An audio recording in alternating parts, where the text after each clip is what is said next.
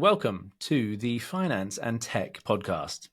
I'm your host and Chief Finance Techie, Simon Ritchie.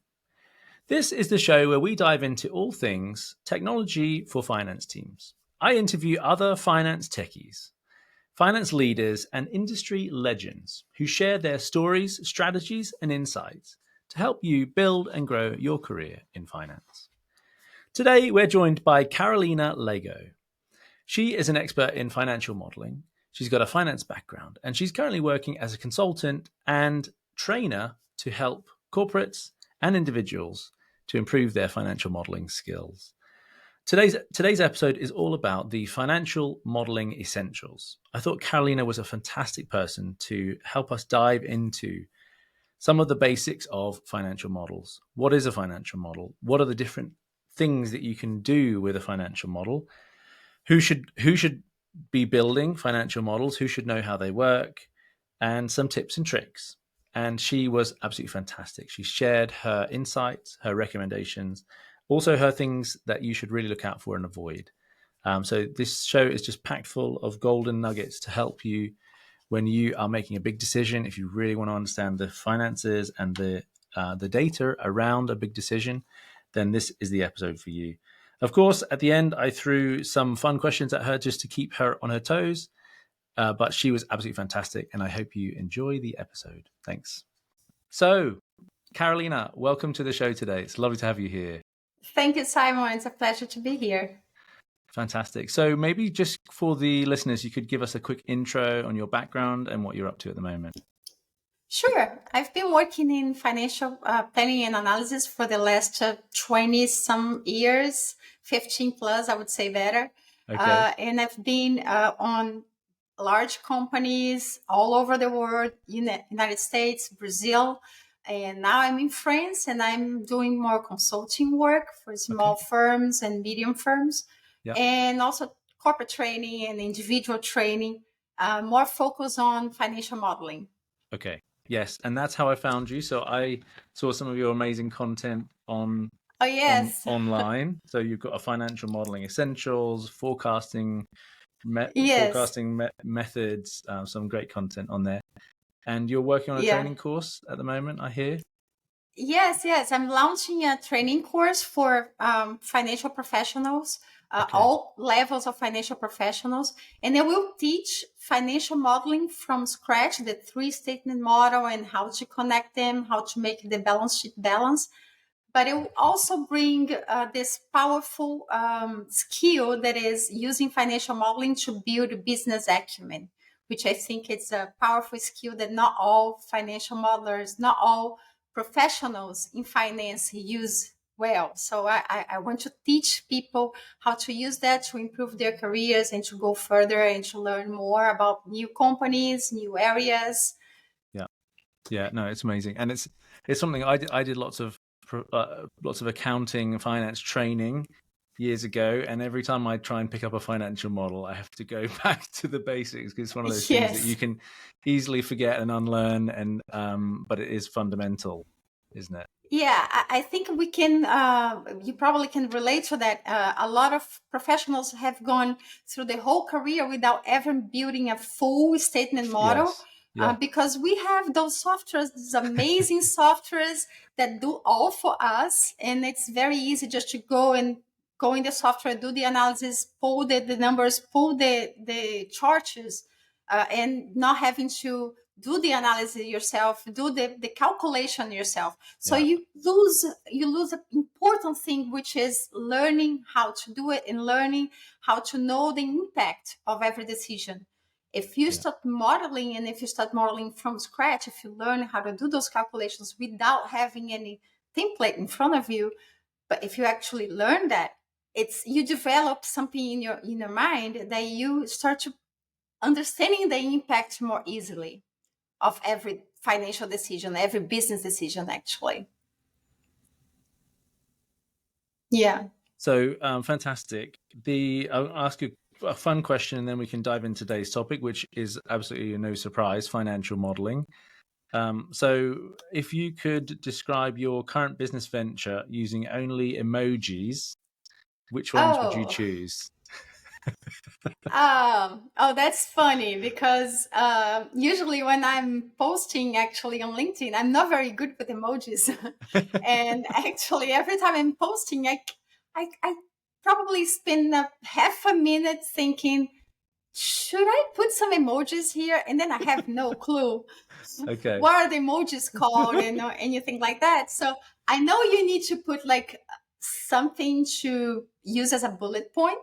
Yeah. So I was using what I thought it was a dash, and it's Okay. actually a negative sign. So I Okay. stopped using that. So I started using an arrow as bullet points. So I would Okay. say probably my emoji would be an arrow. I've been using them Okay. all over. My posts are not very creative on that point. There you go. Okay, so that's good, and that's sort of a subtle thing, but taking the negative out of what we're doing, and Exactly. yeah, and whenever wherever Exactly. we can. Yeah, I love it. I love it. That'll be good. I'm going to start to use the plus sign. Yeah, use the plus. Yeah, Probably. perfect. Actually, Yes. that's awesome. So today's topic: financial modeling essentials. I thought you would be a fantastic person to go through this with. So let's just talk maybe about the types of financial models and what is financial modeling. I think it's a term, financial modeling. The word term modeling can kind of be a bit scary. It comes across as something that's extremely complicated. You need to be a rocket Yes. scientist to do it. What would you say? Well, I think anything today can be modeled and Mm, not only finance. But when we talk about financial modeling, we start with the three statement model. It translates the accounting of any firm, any company, and I think it's fundamental to learn anything else. People want to jump to valuation and jump to M&A models, mm, those hard models. You need to first uh, master the three statement model and know how to connect the three statement together. Make sure it's all connected. It all comes from assumptions. Because if you learn how to master this, if you learn those basic calculations of a three statement model, which is not easy, a lot of people can say, oh, that's easy, and then try to do it. If you don't know how to do it, you're going to get in circular references. You're going to get a model full of mistakes, a model which a lot of people call like the monster model, Frankenstein model, or something like that, which is a model that you pick up an analysis here, a template there, you put it all together, nothing connects, nothing talks to each other. And when somebody else tries to use that model, they go crazy. They're just gonna um, trash it and do another one. So yep. you need to make a model that is consistent and strong and easy to understand. The calculations are easy to understand. Anybody that comes into your model, it's going to understand exactly what you do and how did you come up with those calculations, and especially where to change it to make the assumptions more current and more reliable and more realistic. So that's, I think the three statement model is a base for any other type of model. And then you can go on after you learn that one and you learn it well. Yep. You can go on doing any other. You can learn it. Actually, you can use those techniques that you're going to learn with the three statement model. You can use those techniques to develop and to understand other areas of the company. And if you want to participate on an M&A, on an acquisition, on a merger, you can go in and learn the M&A model if you have the strong foundations of the three statement model. That would be much easier to learn any other type of model. Sure. Yeah. Okay. So types of models, so three statements. So that's the sort of the fundamentals of any business. If you're running a Exactly. business, if you're in finance, you'll understand that. It's the income statement. Sometimes we talk Yes, profit and loss, the balance sheet, and the cash flow. And you can tie exactly. all those together, and they should balance. It can be a bit tricky Exactly. to figure out how to make sure No that you're plugs. processing all your movements in the right way. And Yes. it's yeah, exactly right. Um, Yeah. and so, what would you say are the essentials of a good financial model? I suppose you talked a little bit about consistent, understandable, making it easy for people to see the inputs. What else? The first thing you need to concern about when you're creating a financial model is the design, is Okay. the structure of it. So you make sure you have one page for your assumptions, and you only change things on that page, and you only change any assumptions once, because then if you have to change, you know where to change. Mm-hmm. You use the color code for the cells. The assumptions usually blue and the calculations usually black. And there's other color codes depending on you if you want to use more. I just use those two. I keep it simple. Mm-hmm. But I do the calculations on black and the assumptions on blue. So I know where to change when it comes to a time that I need to change anything. Mm-hmm. And I only touch everything once. So another good point of that you need to keep in mind is make your calculations simple. So I always bring the assumptions back and link back on the assumptions on the schedule, and I do the calculations there. I think I'm going too technical on this now, Sure. but basically what you have to do is keep it simple and have in mind whoever is going to see your model later, because you might be doing this model just for your management, and then all they're going to care about is the summary page. Fine. But if you ever come out of your position and somebody else takes over, which is common, don't think that you're irreplaceable. Nobody's irreplaceable. And you have to think that you have to make your position ready for the next person. Yeah. And that's how you grow. And that's how you get promoted. If you don't make your position ready for the next person that's going to take over, you never get promoted. You never leave. So Stuck there. to move on your career, you make that ready. And that's one way to make it ready is make the financial model simple as possible. So the next person is going to be able to use it instead of just trashing and creating another one. Yeah. Which I've seen a lot. I've done a lot. I've done a lot. Yes. I've came to many positions that I had to just, okay, I'm not going to use any of that. I'm going to have to create everything back from scratch. Yes. And it's a pity because the person put work on that and time. It. Yes. Yes. Yeah. Yes. I've done that a lot as well. I think I tend to I'm busy, but I'll jump in. I quickly need to make a change, but I'm not thinking about future me. And the future me is going to open this thing again, look at this thing again in a few weeks. Yes. And wonder, well, how did I get to that? Or why did I think that, the target should have been X and instead it's Y? I changed something that I didn't make a note, or I didn't keep, I kind of needed to rejigger something, but I didn't follow my own rules. So yeah, that's good.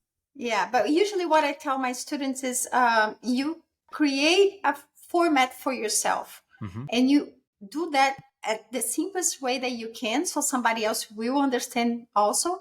Yeah. But if you keep constant, if you always do the same way, if you always have the same format for your models, you will understand later, and you'll be able to change much quicker, which is important nowadays. It's time is money. Yeah, absolutely. So let's talk about some of the other things that you can model using financial models, or what are some of them, the most common things, and maybe some examples of when you did that sort of model. So maybe something like a mergers and acquisitions, some sort of valuation. What would you say are the main ones? There are other models that are very important. The DCF is one that I've used constantly because you need to value a company. The LBO, also the leverage buyout. M&A models. DCF is discounted cash flow. Discounted cash flow, exactly. Yep. Levered buyout is another one. The M&A is another one. So all of those models, they come into a specific situation. But I also use models trying to understand a business. That's one thing that I'm going to teach on this course, is how to use models to understand a business or another area of a company. So you go and you jump in something that you don't know at all, and you try to mimic the operation, you try to mimic the calculations. And with that, you know what questions you can ask, and you know what information you can find. And usually I do that. For example, if I want to know a little more about a business or about a company, I go online, I get the financial statements. If it's a public company, that's easy. So I get the financial statements, and then I go in and try to model that company. And I learn so much more than just reading the 10K. Okay. I'm not talking about doing this for investment. I know a lot of investors do this to value a company. That's not what I'm talking about. I'm talking about learning how the company operates. Mm-hmm. So if you are going to do an interview on that company, or if your company is looking to buy another company or to get a merger or something like that, Mm-hmm. you should do this. You should do this type of analysis, trying to model the operations of the company and trying to balance the three statement, because then you know whatever it comes up from the company or whatever decision they take, where it's going to impact. So there are companies that don't have a very huge working capital, so they don't have to care so much about cash. So it's easier to make some type of investments than other companies. They're a little tight in working capital. They need to be more careful about cash. So it's harder to make an investment. So it's easy to know how business decisions will impact in those three statements if you try to model them yourself. Yeah. And it's very fun to try to come up with a model when it's not you're not rushing for do this in your work. It's just want to learn more about the company or a business or an industry or maybe another area of a company. I've tried to model a little bit of hedge investments, hedge transactions, because I know nothing about treasury and I wanted to learn a little more. So I tried to model some. I still have a bunch of questions to ask, but that's something that you can dive in if you've never worked in treasury before, but you've done some of those type of models. You can learn more about it, and it's something that you add that adds business acumen. That's the word, is that it adds up along with your career. You don't have to wait 30 years of career to be ready for the next move. You can build that yourself. You can drive your career that way. Yeah, awesome. So who do you think should be able to build a financial model? Who are the main people? I think this is for any type of financial professional. Okay. I know today, if you see managers and directors and CFOs, they probably would say, I'm not playing on Excel anymore. I'm not an analyst anymore. Mm-hmm.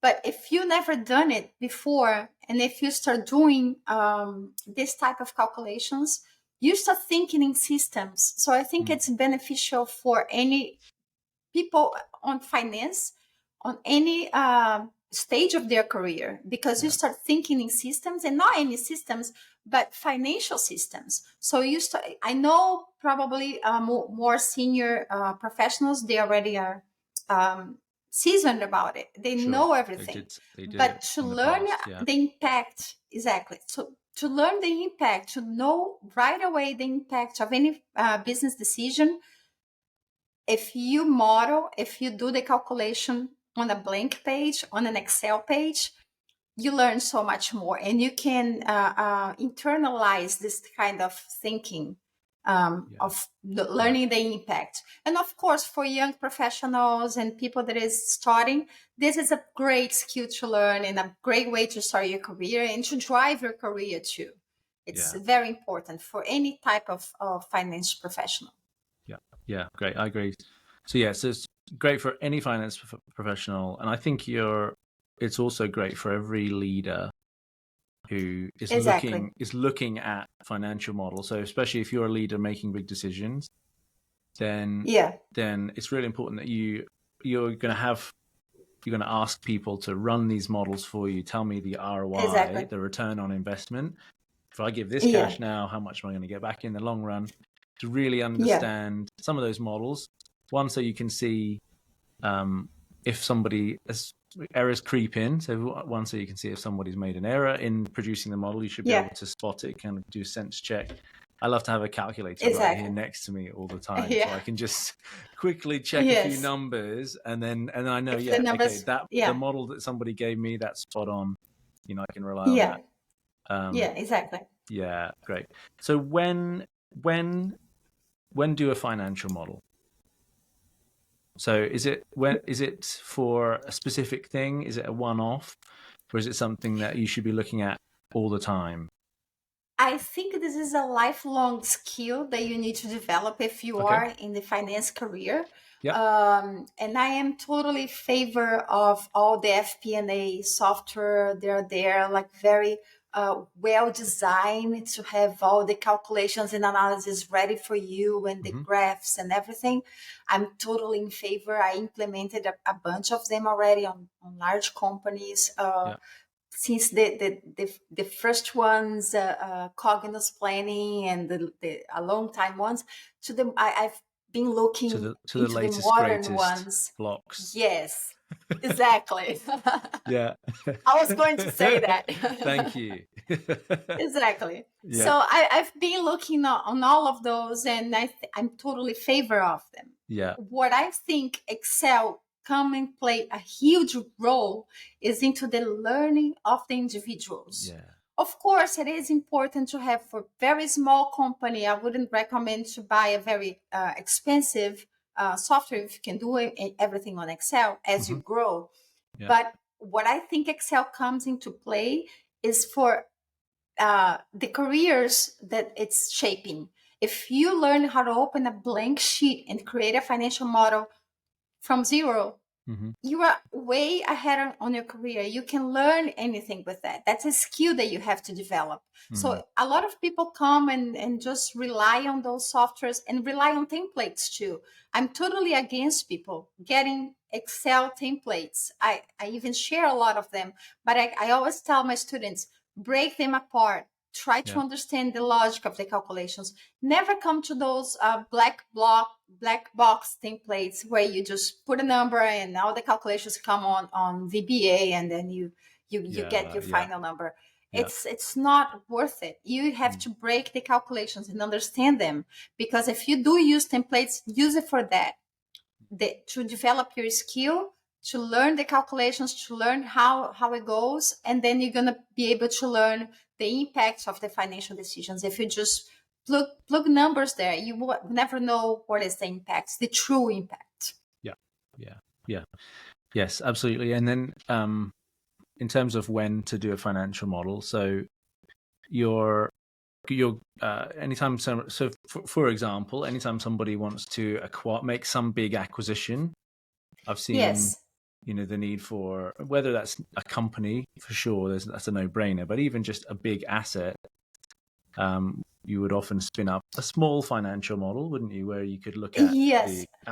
the outgoing cash, the ongoing efficiency gain improvements, sort of work out the, basically the the ultimate financial return. models, they need to be there all the time, since the Yeah. inception of the company Yeah. until whatever project is going on.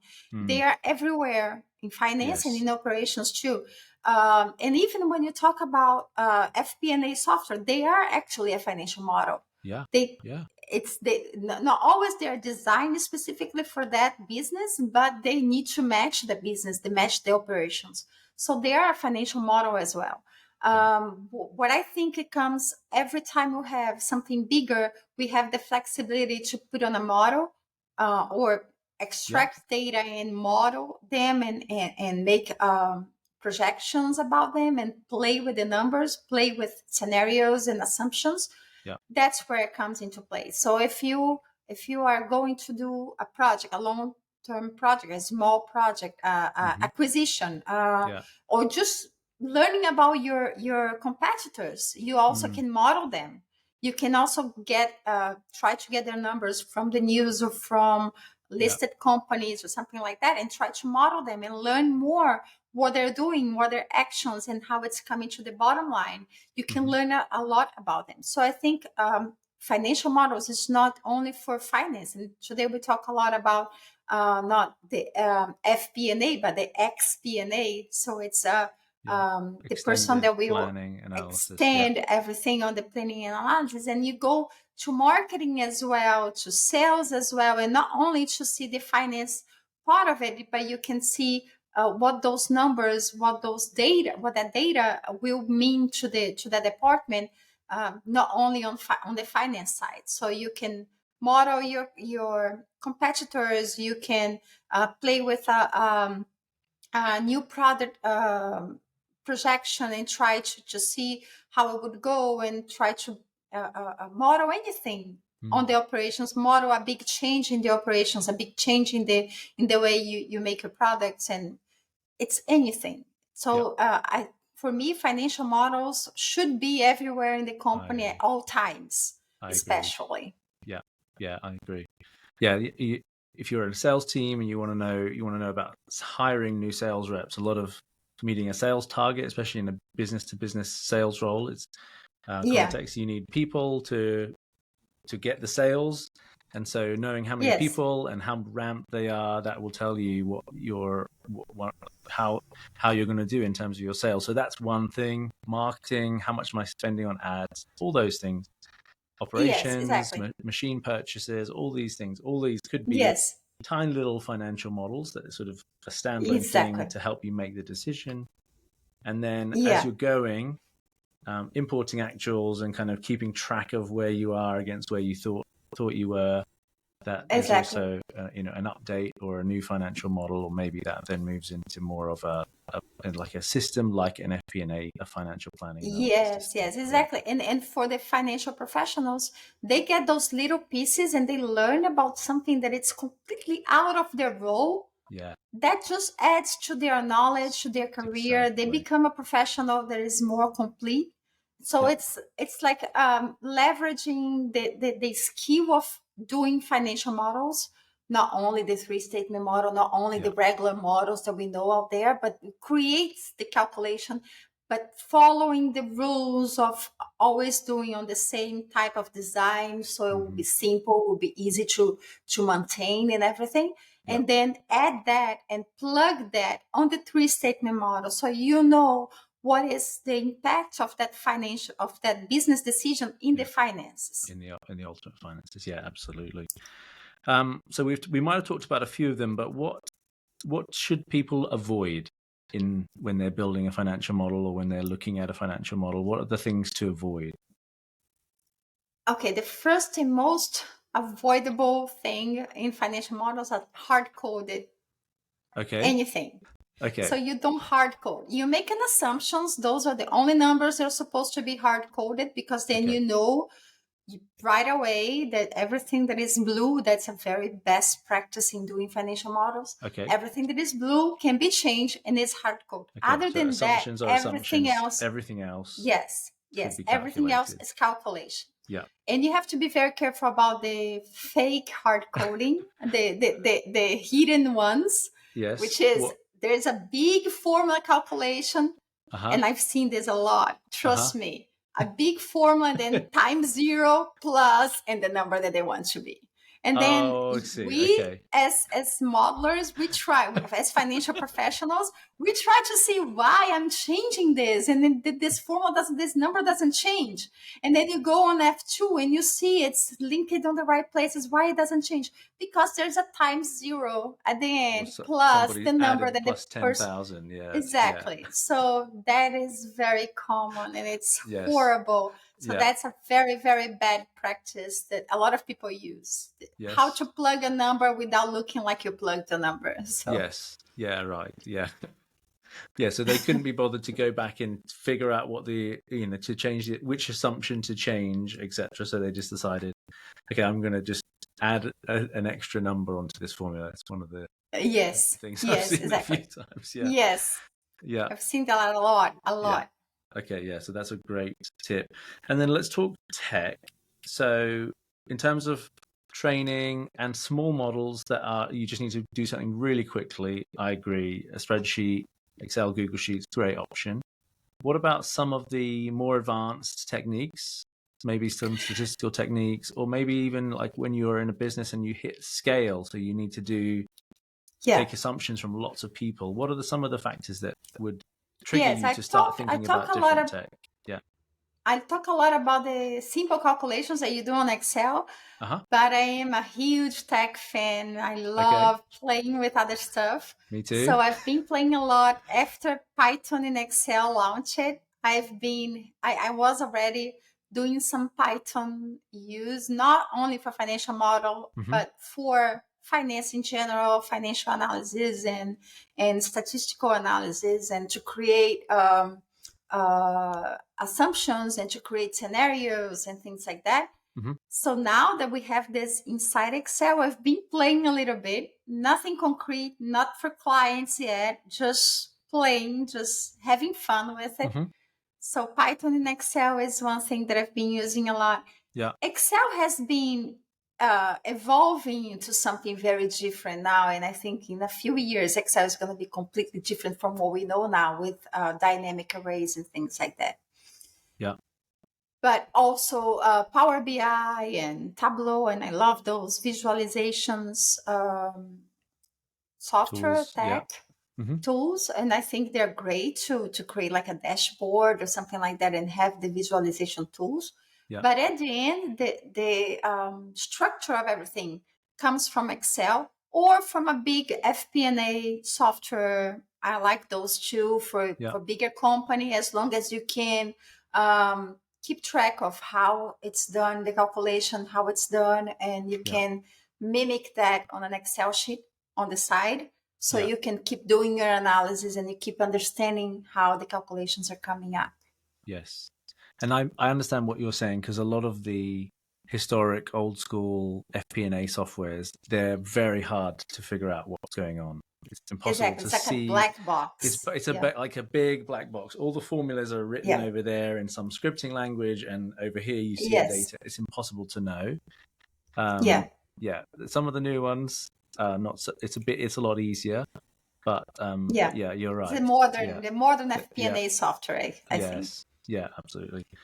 Python in Excel, that's an interesting one, actually. So talk to me about Python in Excel. Is it just like is it just a replacement for VBA? So you for a long time we've had VBA behind Excel. You can use it to automate Excel. Is Python now just in the new VBA, or is it something different? I think it's much better than VBA because of the huge community that Python has behind it.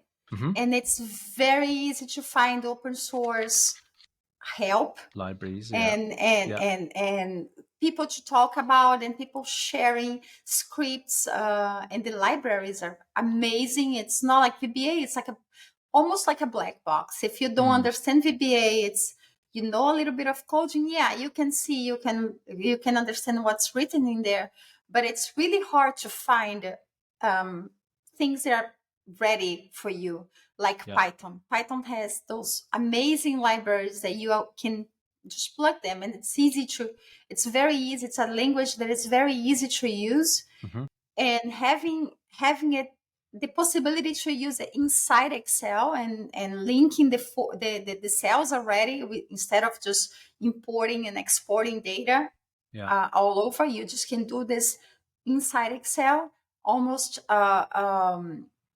without noticing. It's almost unnoticed. You can hide it somewhere in your Excel sheet, but you still know where it goes and where the formulas are, how the formulas in Python are being used. It's amazing. It's just opens up a lot of possibilities. I haven't explored all of them yet. As I said, I'm still playing with it. I'm still having fun with it, but it opens up a lot of possibilities. Okay. Yeah, very cool. Okay, I need to check it out. I'm a tech guy. I like to go and geek out at the weekend. So I've written a lot of Python, but I've not done Python in Excel. So I'll go and have a learn. It's really fun. It's really fun because you can just link the cells straight, instead of having to import data and using libraries to import data. It's much simpler. But it's not all the libraries that are already ready for Excel, but there's a great bunch of them. Okay. Very good. Fantastic. Thank you very much. Let's maybe just to end, one of my favorite parts is to just do a quick fire round of fun questions. Sure. So I will throw these at you. If you just give me the sort of the first response that comes to mind, and let's jump in. So, what's your favorite tech tool right now? It's going to continue to be Excel. That's forever my favorite one. It's the freedom of Excel. There you go. What about your favorite go-to productivity hack that keeps you on top of your game? Notion is, I'm absolutely in love with Notion. It changed my life. Okay. Tell me why. Talk about that. Some people might not even know what Notion, Notion is. Notion, you can at the same time collaborate. Yeah. You can organize yourself. It can become a project management tool, and Uh-huh. I use that personally and for work. And it's easy to collaborate, and you have everything there. And it's almost for the same reason as Excel, because you can build your own way of doing things there. You Yeah. can build your own project management tool the way Yeah. you like to see, and you can connect it to everything. You connect it to your calendar, to your email. You Yeah. can do as a knowledge management system. That's what I use it for too. Yeah. And so I love it. I Cool. am Awesome. absolutely in love with Yeah. Notion.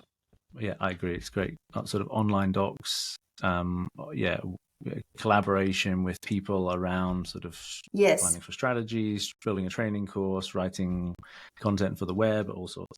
Yes, for everything. Yeah. What's your dream collaboration? If you could collaborate with any tech figure or anyone in the world, who would it be and why? Ah, that's a hard one. I would say Microsoft. Okay. Um, Because you love even Excel. though because I love Excel, because Excel is a huge part of my work, and Yes. it's Okay. impossible. It's impossible to move on without Excel. Sure. Even though I am not that type, I'm not so more focused in Excel as I am in finance.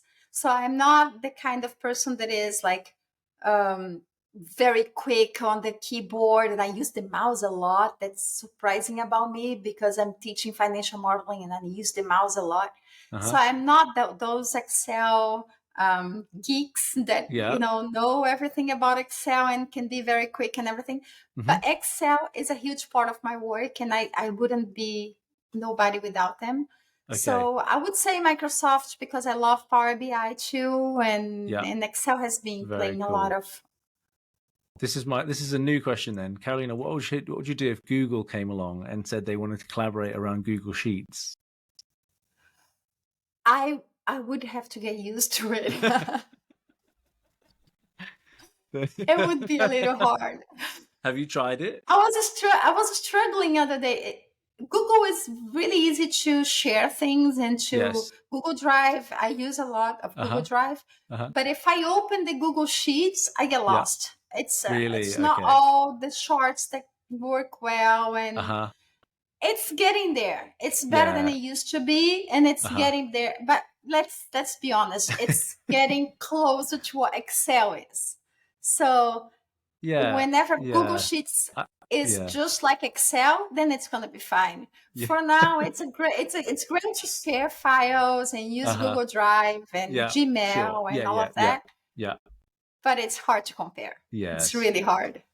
Yeah, I'm actually a convert. I'm a little bit of a convert. Maybe it's just because Alright. I've been using Google Sheets now for the last couple of years, and I pretty much I use it for most things now, Yeah. because it's just quicker and easier. I still, I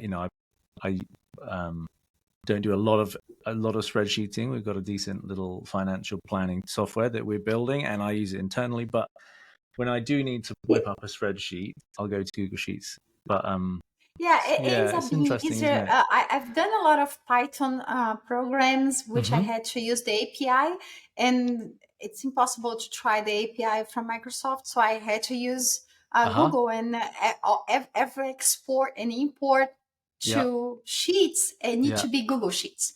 So Yes. I was doing the API with Google Sheets, and I was doing a lot of stuff on Google Sheets because of that. Yeah. But to be honest, it's not the same as Excel. But it's For getting you. there. Yeah. Yeah. Yeah. Someday, Got it. Got maybe. it. Back to the question. Back to the quick fire questions. I'm sorry for the sidebar. Sure. What's your favorite phrase or quote? Oh, I like this one. All I know is that I know nothing, or something like that. Okay. All Okay. I think it's Socrates that Okay. said that, and it really resonates with me because I'm a lifelong learner. That's what I Yes. am. I'm a sucker for learning, I and I see that. love finding new courses and new books and new stuff to learn. So all I know is that I know nothing. That's my phrase. Awesome. What's your favorite chart or visual and why? That will be the waterfall, because the waterfall, it tells a story by itself. You don't need to do so much. You don't need to have so much labels on it. As long as you have the basic labels, you know the start, the steps, and the end. The waterfall tells a story by itself. I love it. Love it. Love it. What's the craziest advice that you ever gave one of your consulting clients or a student when you were teaching them? Well, consulting clients probably was do a step back. Don't use that fancy software that you just paid a fortune on it. Just come back and let's revamp your processes, and then you the go back basics and right. try. Yeah, because a lot of people, they buy. I've came to a few clients that they paid a huge fortune on a software, FP&A software, and it was not working for them because the process were not in place. Yeah. And the first thing you have to do when you buy a software or when you do a transformation or something like that is you need to put your process in place. Yes. Yeah. So the craziest advice was, okay, put that on the shelf. We might use it later. I don't guarantee, but let's do a step back and let's revamp and check your process again and draw them again. Make sure they're all in place, and then we can think about software, because a lot of people think software is going to solve all the problems, and the problems are on the processes, not on the software. Yeah. Processes, data, get the right people involved, and then absolutely, then it can come. Yeah, I agree. I really agree. What's something that you talked about being a learner? What's something that you want to learn about in the next few months? I've been learning coding, and that's very recent. Python is very recent for me. I started learning Python first and got excited about for a few months, and then I didn't have time to continue. I'm getting back to it now that it's in Excel. It's easier to assess. It's in your world, JavaScript and all the coding languages, the cool coding language that you can actually do something about it. I've been learning some of them, so this is one thing that I've been spending all of my free time on them. Excellent. And what are what are you looking for help with right now? Oh, I'm launching this course for financial modelers, for finance people, actually, to learn how to do a financial model and to learn how to use that on their careers. And this is my baby now. I'm trying to put it up. It's my first time that I do a course for the public, not for corporations. Yes. So I think it's going to be fun. Awesome. And I'm enjoying putting together the syllabus and creating projects for my students. And it's going to be launched probably in the next week. So that's the help that I'm looking for, is to disclose that and to get the word send out. to me, everybody send to me all the students that you can. Fantastic. So if you're listening, let's get the word out. If you are an expert in course design, Carolina will probably appreciate some help. Fantastic. Carolina, thank you so much for coming on the show today. It's been an absolute pleasure and privilege. Thank you, Simon. And I wish you all the best with the new course that you're launching very soon. Thank you. It was a pleasure to talk to you. Yeah. All right. See you later. See ya. Bye.